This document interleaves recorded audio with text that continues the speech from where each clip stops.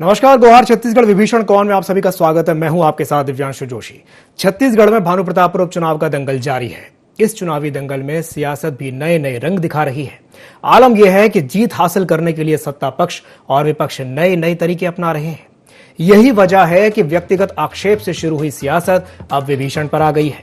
सत्ता पक्ष का आरोप है कि भाजपा प्रत्याशी के बारे में दस्तावेज देने वाला विभीषण भाजपा में ही है, जिसका खुलासा करने का दावा भी किया गया है। जबकि बीजेपी का कहना है कि कांग्रेस उपचुनाव हार रही है, इसलिए इस तरह की बयानबाजी कर रही है। तो बड़ा सवाल यह है कि आखिर विभीषण कौन है, वो विभीषण कौन है और सियासत के जो नए नए रंग देखने को मिल रहे हैं। विभीषण पर आकर के अब सियासत आ गई है। सत्ता पक्ष और विपक्ष के अपने अपने दावे हैं और अब यह सियासत व्यक्तिगत आक्षेप से आगे बढ़ चुकी है और राजनीति में विभीषण की एंट्री हो गई है। मंत्री अमरजीत भगत ने एक बयान दिया जिसमें उन्होंने कहा है कि ब्रह्मानंद नेताम के जो दस्तावेज हैं वो एक बीजेपी के व्यक्ति ने पेश किए थे। उनका कहना यह है कि विभीषण तो बीजेपी में ही है और चुनाव से ठीक एक दिन पहले विभीषण के नाम का खुलासा कर दिया जाएगा। तो वही मंत्री अमरजीत भगत के बयान पर बीजेपी ने भी पलटवार किया है और कहा है कि कांग्रेस भानु प्रतापपुर उपचुनाव हार रही है, इसलिए इस तरह की बयानबाजी कर रही है। आइए आपको सुनवाते हैं क्या कुछ कहना है सत्ता पक्ष का और विपक्ष का।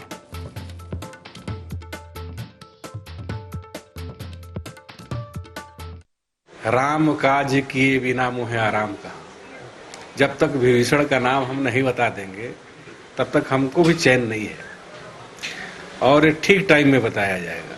चुनाव के ठीक एक दिन पहले यानी 4 तारीख को हम बता देंगे कि विभीषण कौन है। मंत्री के द्वारा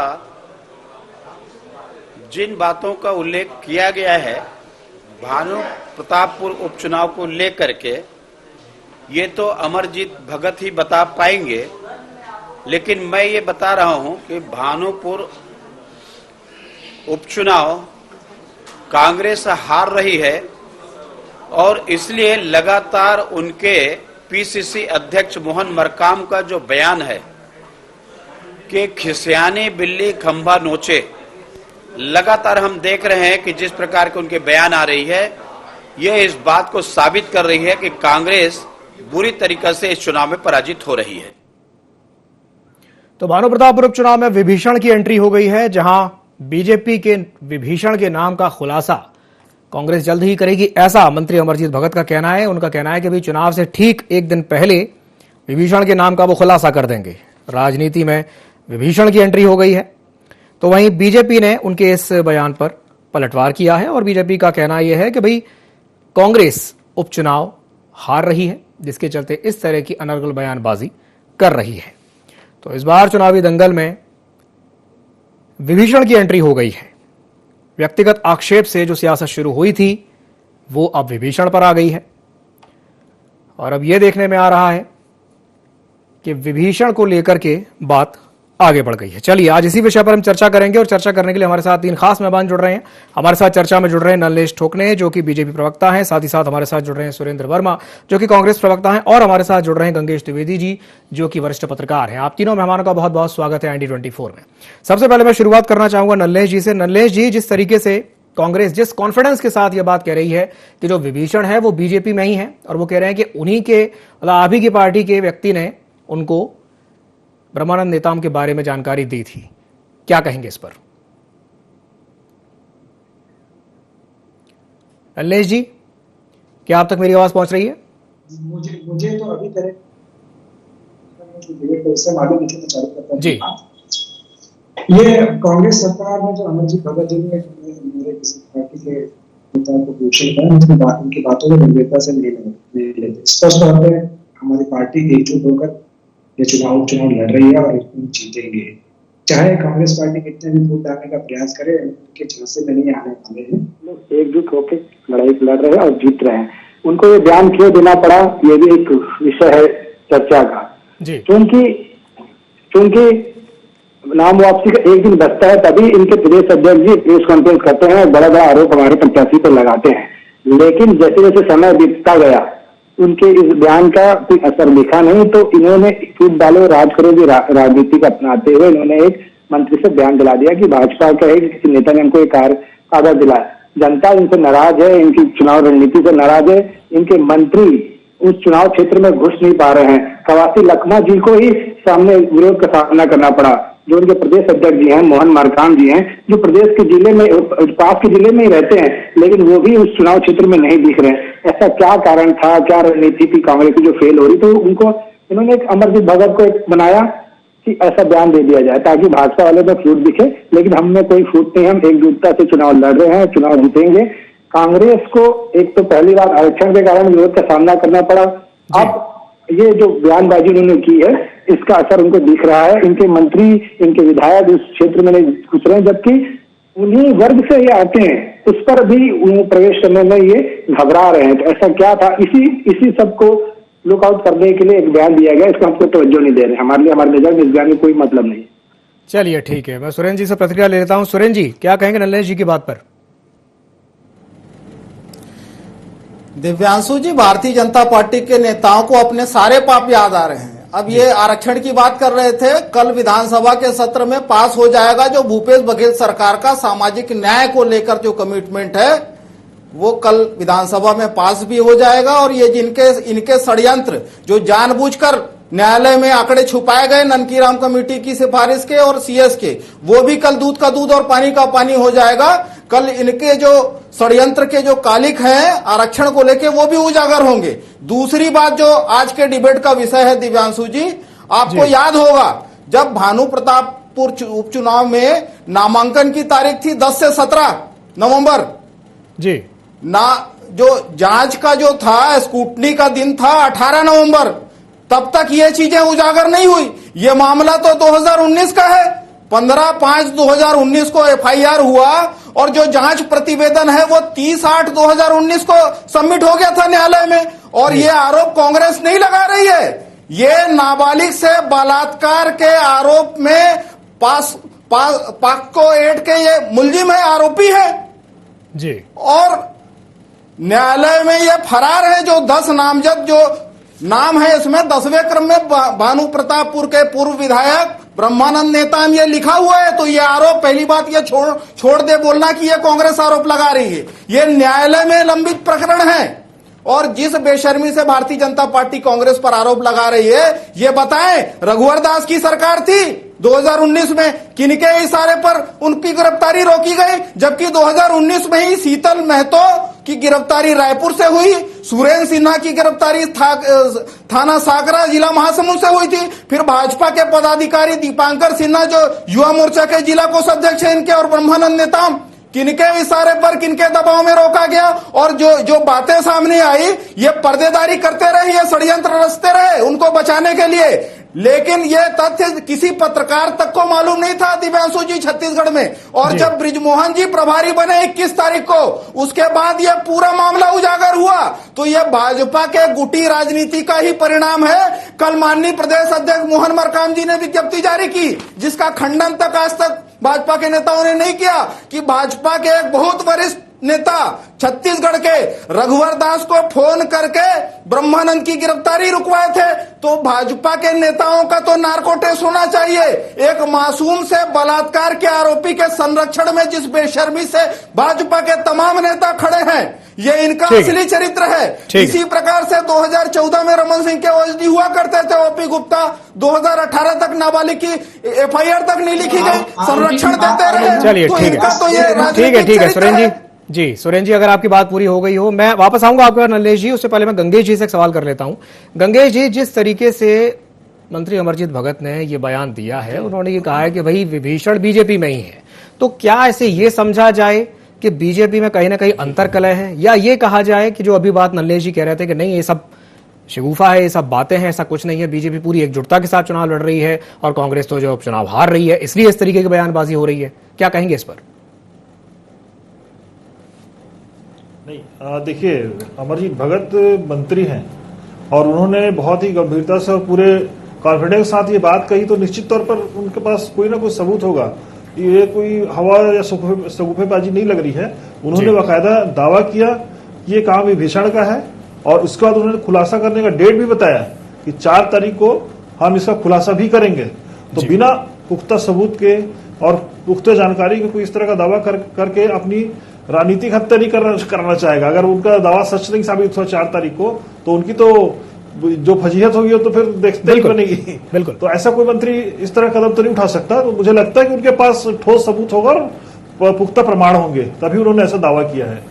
जी चलिए ठीक है नल्लेश जी, पुख्ता सबूत हैं अमरजीत भगत जी के पास, तभी वो ऐसी बात कह रहे हैं, क्या कहेंगे इस पर? जवाब दे दूं जी, है ना। हमने ना FIR में ब्रह्मानंद नदी का नाम है, ना 164 के बयान में ब्रह्मानंद नदी का नाम है, ना ही किसी आरोपी के बयान में ब्रह्मानंद नदी का नाम है। ये जो बोल रहे हैं गलत बोल रहे हैं। तो यही कांग्रेस प्रदेश अध्यक्ष जी ने प्रेस कॉन्फ्रेंस करके बोला। अब वो फंसते दिख रहे हैं तो ये नया सबूत छोड़ दिए कि उनके कार्यकर्ताओं ने, उनके नेताओं ने उनको दिया है बयान। अरे जितना सीधा चौड़ा करके बात कर रहे हैं ना, इनके मुख्यमंत्री के ऊपर क्या आरोप है? एक आरोपी तो मुख्यमंत्री है साहब, है ना, बेल पार्टी के तो सदस्य हैं। ये क्या क्यों बड़ी सीधा चौड़ा करके बात कर रहे हैं? ऊपर से लेकर नीचे तक तो पूरी बेल पार्टी के इनके सदस्य हैं। क्या बात कर रहे हैं कि पार्टी ऐसी है, पार्टी वैसी है? भैया अपनी तरफ से देखो, पूरी एक उंगली उठा रहे हो, तीनों उंगली आपकी तरफ घूम रही है। सुन रहे हैं सर? नल्लेश जी दिखाने से कुछ नहीं होगा, नल्लेश जी दिखाने से कुछ नहीं होगा। हमने कंटिन्यू इस बात को बोला है कि ना FIR में नाम है, ना किसी आरोपी के बयान में नाम है, ना पीड़िता के 164 पे बयान में है। अब वो कांग्रेस पार्टी 3 साल तक इस मामले में शांत रही। अब वो ऐसा क्या कागज लेके आई है जो हमारे ब्रह्मानंद नेता को बदनाम करके चुनाव जीतना चाह रही? कांग्रेस के षड्यंत्र को सब लोग जानते हैं। कागज दिखाने से कुछ नहीं होगा मित्र, आपको जवाब देना पड़ेगा आपको। चलिए ठीक है, मैं जवाब ले लेता हूं। सुरेंद्र जी क्या कहेंगे? दिव्यांशु जी, मेरे हाथ में ये न्यायालय का दस्तावेज है जो पब्लिक डॉक्यूमेंट होता है। चालान प्रस्तुत होने के बाद सम्मानीय पत्रकार हैं गंगेश द्विवेदी जी के सामने रखता हूं। यह प्रतिवेदन जो न्यायालय में प्रस्तुत किया गया है, इसमें 10वें क्रम में ब्रह्मानंद नेताम जी का नाम है। आप तस्दीक कर लीजिए इस बात का। और भारतीय जनता पार्टी जिस बेशर्मी से झूठ बोलती है एक बलात्कारी को, नाबालिग से बलात्कार के आरोपी को बचाने के लिए, ये निंदनीय है। चुनाव होते हैं, चुनाव में अवसर मिलेंगे। इनकी नैतिकता इतनी गिरी हुई है, एक बलात्कारी को बचाने के लिए ऐसे षड्यंत्र रच रहे हैं। पूरी की पूरी भारतीय जनता पार्टी खड़ी हुई है। तो यह पहली बार नहीं है। तमाम दागी, तमाम भ्रष्टाचारी भारतीय जनता पार्टी में जाके सदाचारी हो जाते हैं। 2019 में तो भाजपा की सरकार थी, भाजपा की सरकार थी झारखंड में, और ये पहली बार नहीं है। भाजपा में जो गुटी राजनीति है दिव्यांशु जी, बृजमोहन जी का अलग गुट, अजय चंद्राकर का अलग गुट, शिवरतन शर्मा का अलग गुट, रमन सिंह का अलग गुट। तो भारतीय जनता पार्टी का यह चरित्र जो है 2000 में भी जब नेता प्रतिपक्ष का चुनाव था, छत्तीसगढ़ की जनता ने देखा है। आज सम्माननीय मोदी जी जो देश के प्रधानमंत्री हैं, अपनी जान बचाने के लिए टेबल के नीचे छुपना पड़ा था। लखीराम अग्रवाल जैसे कद्दावर नेताओं की गाड़ियां फूकी गई थी। जो तोड़फोड़ भाजपा कार्यालय में हुआ था, उससे ये बच नहीं सकते। तो भारतीय जनता पार्टी का यह चरित्र है, यह पर्देदारी करते रहे, यह आरोपी को बचाने का काम 2019 से लगातार करते रहे। यह सिंह भूमि सिटी एसपी का बयान है कि 2 बार पहले भी झारखंड की पुलिस इनको गिरफ्तार करने आई। बकायदा उनको जब वो मिले नहीं तो घर में सम्मान भी, जानकारी, सूचना भी भेजी गई। लेकिन एक बलात्कार के आरोपी को बचाने के लिए जिस प्रकार से इनका नैतिक जवाबदारी होना चाहिए दिव्यांशु जी, कि ये आरोपी को पुलिस के समक्ष या न्यायालय के समक्ष हाजिर करे, लेकिन ये बेशर्मी से केवल चुनाव जीतने के लिए, राजनीतिक फायदे के लिए नाबालिग से बलात्कार के आरोपी के समर्थन में खड़े हैं। और चुनाव के पहले ये तो ऐसे दावे पहले भी 4 उपचुनाव पहले हुए दिव्यांशु जी, पहले भी ये सीना ठोक के कहते हैं कि हम जीत रहे हैं, और जब चुनाव परिणाम आता है तो पिछले 4 उपचुनाव में 11,000 से अधिक जो है वो मार्जिन रही। किसी भी चुनाव में 11,000 से कम नहीं था। और लगातार भारतीय जनता पार्टी हार रही है इसी प्रकार से चरित्र कारण। 5 तारीख को भानु प्रताप की जनता, भानु प्रताप की माताएं बहनें इस बात के लिए अपने गुस्से का इजहार करेंगी और भारतीय जनता पार्टी को आईना दिखाएगी कि एक दुष्कर्मी के समर्थन में जो खड़ी है, 5 तारीख को ही पता चलेगा, उसका परिणाम मिलेगा। बिल्कुल बिल्कुल, ये 5 तारीख को ही पता चलेगा कि उस दिन क्या कुछ देखने को मिलता है। नल्लेश जी, ये बात तो स्पष्ट है कि कहीं ना कहीं देखिए, जिस तरीके के आरोप ब्रह्मानंद नेताओं पर लगे हैं वो बहुत ही संगीन हैं, गंभीर हैं, लेकिन उसके बाद जिस तरीके की हम सियासत देख रहे हैं, जिस तरीके से पूरी की पूरी बीजेपी उनको बचाने में लगी हुई है, और जब पुलिस उनको गिरफ्तार करने के लिए पहुंचती है तो वो निकल जाते हैं, तो ये क्या है? मतलब ये कहीं ना कहीं इसको बता रहा है कि भाई जो पलड़ा है वो कांग्रेस के पक्ष में भारी होता हुआ दिखाई दे रहा है और इसका परिणाम भी बीजेपी को भुगतना पड़ सकता है। क्या कहेंगे इस पर? पक्ष में कहीं पलड़ा भारी नहीं होता दिख रहा है। इनके विधायक जो प्रदेश अध्यक्ष हैं वही चुनाव प्रचार में नहीं घुस पा रहे हैं। इनके जो मंत्री जिस वर्ग से आते हैं वही उस वर्ग के क्षेत्र में नहीं घुस पा रहे हैं। समझिए कांग्रेस का कितना विरोध है। इसीलिए कांग्रेस एक तिकड़म अपना रही है, लेकिन इस पर कुछ नहीं पता चलेगा। ये जिन्होंने कहा ना कि बलात्कारी के समर्थन में क्यों भाजपा खड़ी है, इस बात का जवाब दीजिए। सवाल वो नहीं था कि कौन प्रचार में है कौन प्रचार में नहीं है। अरे भैया पुलिस आपकी है, समर्थन झारखंड पुलिस को मदद कीजिए। नल्लेश जी को अपनी बात पूरी करने दीजिए। लेकिन ये क्या है, शांत हो जाइए। ये क्या आपको नहीं मालूम है कि आप प्रचार सुन रहे हैं? शांत हो जाइए सुरेश जी, शांत हो जाइए। पीड़िता की आपको चुनावी फायदा चाहिए। सुरेश जी, मोदी जी को बताया सुरेश जी, शांत हो जाइए, शांत हो जाइए। अरे भैया हमारे प्रत्याशी को आरोपी बोल रहे हैं, आपके मुख्यमंत्री पे क्या आरोप है? कौन सी जमानत पे छूटे, किस आरोप की जमानत पे छूटे, ये भी तो बता दो जनता को। बड़ा बड़ी बात कर रहे हैं। जो है वो भाजपा ही हो सकता है। नल्लेश जी, मुख्यमंत्री पर जो आरोप है ठीक है। कुलदीप सेंगर के समर्थन में खड़े भाजपाइयों को देश की जनता ने देखा है। बलात्कार के आरोपी के समर्थन में केवल भाजपा ही खड़े हो सकते हैं, ये इनका चरित्र है। आप बताओ किस आरोप में जमानत पे छूटे मुख्यमंत्री जी? ओपी गुप्ता किसके आरोप में याद है? नल्लेश जी ऐसा नहीं, अगर आप दोनों साथ में बोलेंगे, अगर आप दोनों साथ में बोलेंगे, हमारी सरकार तो कुछ समझ में नहीं आएगा। एफआईआर हुआ और उसके बाद जिस भाजपा से भाजपा के नेताओं ने पीड़िता के ऑडियो डाउन कर दीजिए, ऑडियो डाउन कर दीजिए। जो पीड़ित को प्रताड़ित करने का जो भाजपा का चरित्र है वो भी सबके सामने है। ये दुष्कर्मियों के समर्थक दोनों शांत हो है। जाइए, दोनों लोग शांत हो जाइए, दोनों शांत हो जाइए। मैं गंगेश जी से एक सवाल कर लेता हूं, उसके बाद मैं आपके पास वापस आऊंगा। गंगेश जी, मेरा आपसे सवाल ये है कि जिस तरीके से हम ये देख रहे हैं कि इस वक्त जो माहौल जो तैयार हो गया है, जो हवा बह रही है, वो कहीं ना कहीं कांग्रेस के पक्ष में बह रही है और हम ये देख रहे हैं कि पूरी की पूरी बीजेपी इस वक्त लगी हुई है ब्रह्मानंद नेताम को बचाने में। तो आपको क्या लगता है, अब समय ज्यादा नहीं बचा है और जिस कॉन्फिडेंस के साथ अमरजीत भगत ये बात कह रहे हैं कि चुनाव से ठीक एक दिन पहले वो उस नाम का खुलासा कर देंगे, उस व्यक्ति के नाम का खुलासा कर देंगे जिसको वो विभीषण कह रहे हैं कि वो विभीषण है, और इस तरीके से बात कह रहे हैं कि नहीं भाई उन्होंने ही कहा था कि भाई ब्रह्मानंद नेताम आरोपी हैं और उसके बाद ये पूरी राजनीति खुल करके सामने आई है।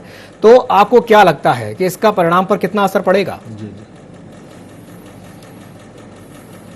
देखिए गंगेश जी, कहीं सही मायने में तो मुझे ये लगता है कि पुलिस जिस तरीके से छत्तीसगढ़ आई है जी, प्रत्याशी की गिरफ्तारी को लेकर, मुझे लगता है वहीं से मामला उजागर हुआ होगा और कांग्रेस को बैठे बिठाए एक बड़ा मुद्दा मिल गया है ठीक चुनाव के वक्त पे मुझे। क्योंकि देखिए इसकी जानकारी अगर कांग्रेस के पास होती तो नामांकन दाखिल होने के पहले मामला उजागर हो जाता जी, और हो सकता है इसमें जानकारी उपलब्ध कराने में भाजपा के किसी नेता का हाथ हो जिसको विभीषण कह रहे हैं, तो गिरफ्तारी। लेकिन पुलिस भी तो आई है साथ में, ये बात भी नजरअंदाज नहीं की जा सकती बिल्कुल कि अगर पुलिस अगर वहां से आ रही है तो वहां पे तो ना भाजपा की सरकार है ना कांग्रेस की, है ना। तो ये तो सामान्य कार्रवाई की प्रक्रिया ही लग रही है क्योंकि इसके पहले 2 बार और पुलिस आ चुकी है। तो मुझे ये लगता है कि कांग्रेस के लिए तो एकदम मास्टर स्ट्रोक मिल गया, उनके लिए तो बहुत अच्छा मुद्दा मिल गया है और उनका पलड़ा निश्चित और पहले से भारी, हम लोग जैसे पहले भी चर्चा कर चुके हैं कि सत्ता पक्ष का वैसे भी पलड़ा भारी होता है। उसके अलावा उनके पति के जो कैंडिडेट खड़ी हैं उनके पति की मौत का मामला है, वो मनोज मंडावी सीनियर लीडर रहे वहां के, एक सहानुभूति लहर पहले से ही उनके नाम से मानी जा रही थी। तो कुल मिला के यहाँ पर दिख तो यही रहा कि कांग्रेस का पलड़ा भारी है। चलिए ठीक है। नल्लेश जी, ये बात अभी जो गंगेश जी ने कही है कि झारखंड की अगर बात की जाए तो झारखंड में तो झारखंड मुक्ति मोर्चा की सरकार है, वहां पे तो कांग्रेस की सरकार नहीं है। अगर वहां से पुलिस आई है तो इसको राजनीतिक चश्मे से देखने की आवश्यकता क्या है? नल्लेश जी, देखिए सर, लोकतंत्र है और पुलिस भी अपना कार्रवाई कर रही है, हमको कोई आपत्ति नहीं है, जो वैधानिक कार्रवाई होना चाहिए। ठीक है, हमारा प्रत्याशी अपने अपने अपने उसको प्रयोग करके विचार करने घूम रहा है।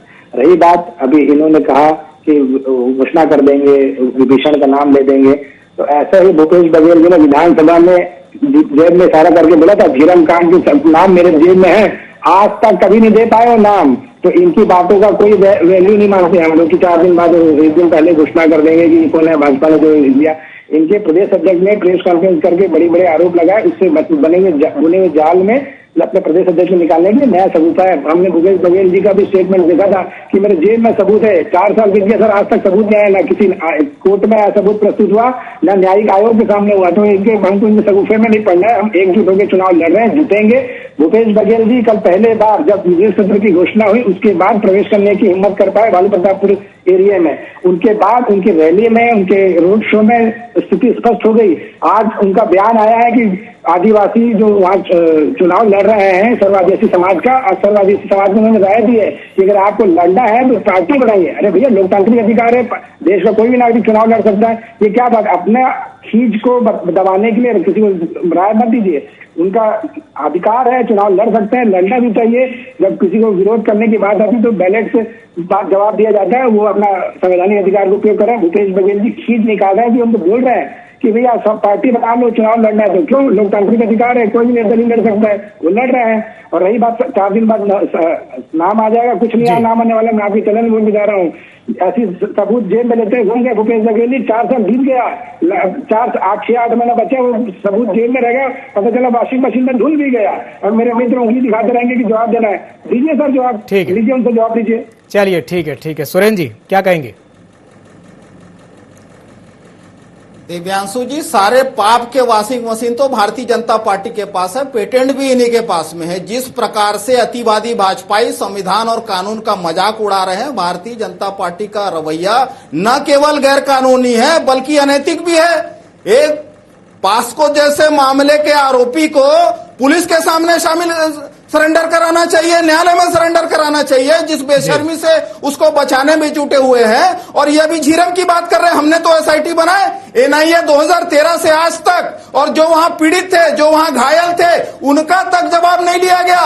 गृह मंत्री के पास दौलत रोड़ा जैसे लोग जो भुगभोगी है, पीड़ित है, जिनको गोलियां लगी, डॉक्टर शिव नारायण द्विवेदी जो इनकी पार्टी में रहे, जो शिव सिंह ठाकुर जिनको गोली लगी, उनके तक बयान एनआईए ने लिया। तो यह बताए कि एनआईए किसको बचाने के लिए किसके इशारे पर काम कर रही है। जब हमने एसआईटी बनाया, भूपेश सरकार ने जांच शुरू किया, तो यही एनआईए भाजपाइयों के षड्यंत्र का पर्दाफाश होने से रोकने के लिए हमारी एसआईटी की जांच को बाधित करते हैं, हाईकोर्ट जाते हैं, एनआईए से आपत्ति लगवाते हैं। तो भाजपा का तो यह चरित्र है, रचना, अपराधियों को संरक्षण देना, और यह किस मुद्दे सुरेंद्र जी, नल्लेश जी, गंगेश जी, समय की बात है, पक्ष में सवाल लेना, नारेबाजी करना, ठीक है, चलिए ठीक है, समय की बाध्यता है। आप तीनों मेहमानों का हमारे साथ जुड़ने के लिए बहुत बहुत धन्यवाद। तो सत्ता पक्ष और विपक्ष छत्तीसगढ़ में इस वक्त आमने सामने हैं और राजनीति में एंट्री हो गई है विभीषण की। जिस कॉन्फिडेंस के साथ मंत्री अमरजीत भगत ने यह बात कही है कि उनको पता है कि बीजेपी में वो विभीषण कौन है और वो उसके नाम का खुलासा चुनाव से ठीक पहले करेंगे, तो वहीं दूसरी ओर बीजेपी का साफ तौर पर कहना यह है कि नहीं, ऐसी कोई बात नहीं है, सिर्फ हार की बौखलाहट की वजह से कांग्रेस इस तरह की बयानबाजी कर रही है। अब देखने वाली बात यह होगी कि चुनाव से ठीक पहले मंत्री अमरजीत भगत किसी नाम का खुलासा करते भी हैं या नहीं। तो गुहार छत्तीसगढ़ में फिलहाल के लिए इतना ही। मुझे दीजिए इजाजत और आप बने रहिए ID24 के साथ। नमस्कार।